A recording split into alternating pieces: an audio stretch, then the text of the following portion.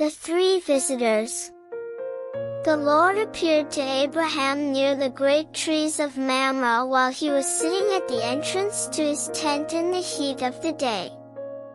Abraham looked up and saw three men standing nearby. When he saw them, he hurried from the entrance of his tent to meet them and bowed low to the ground. He said, "If I have found favor in your eyes, my Lord, do not pass your servant by. Let a little water be brought, and then you may all wash your feet and rest under this tree.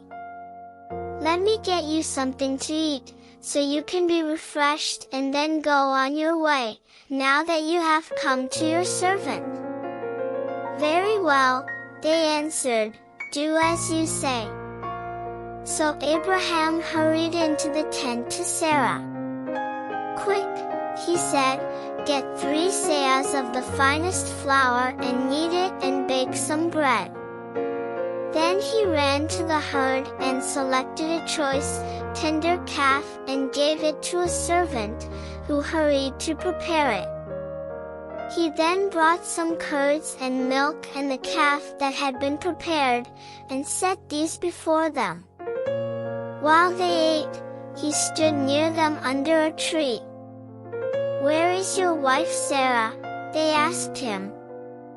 "There, in the tent," he said. Then one of them said, "I will surely return to you about this time next year, and Sarah your wife will have a son." Now Sarah was listening at the entrance to the tent, which was behind him. Abraham and Sarah were already very old, and Sarah was past the age of childbearing. So Sarah laughed to herself as she thought, "After I am worn out and my Lord is old, will I now have this pleasure?" Then the Lord said to Abraham, "Why did Sarah laugh and say, 'Will I really have a child, now that I am old?' Is anything too hard for the Lord? I will return to you at the appointed time next year, and Sarah will have a son." Sarah was afraid, so she lied and said, "I did not laugh." But he said, "Yes, you did laugh." Abraham pleads for Sodom. When the men got up to leave, they looked down toward Sodom, and Abraham walked along with them to see them on their way. Then the Lord said, "Shall I hide from Abraham what I am about to do? Abraham will surely become a great and powerful nation, and all nations on earth will be blessed through him. For I have chosen him, so that he will direct his children and his household after him to keep the way of the Lord by doing what is right and just, so that the Lord will bring about for Abraham what he has promised him."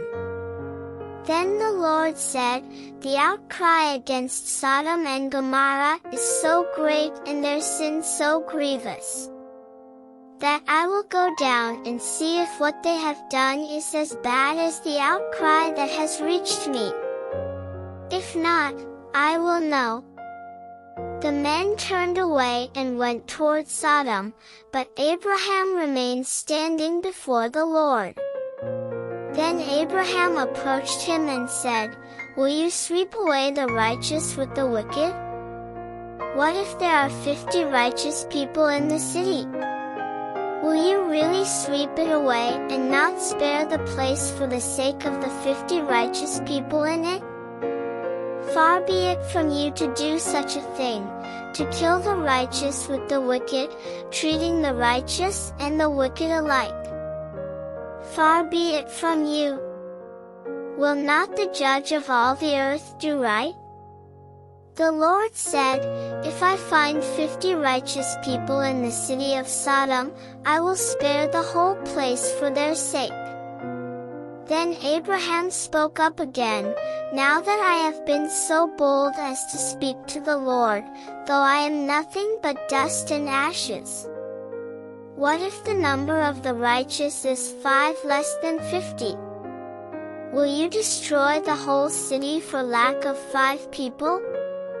If I find 45 there, he said, I will not destroy it. Once again he spoke to him, what if only 40 are found there? He said, for the sake of 40, I will not do it. Then he said, may the Lord not be angry, but let me speak. What if only 30 can be found there? He answered, I will not do it if I find 30 there. Abraham said, now that I have been so bold as to speak to the Lord, what if only 20 can be found there? He said, for the sake of 20, I will not destroy it. Then he said, may the Lord not be angry, but let me speak just once more. What if only 10 can be found there? He answered, for the sake of 10, I will not destroy it. When the Lord had finished speaking with Abraham, he left, and Abraham returned home.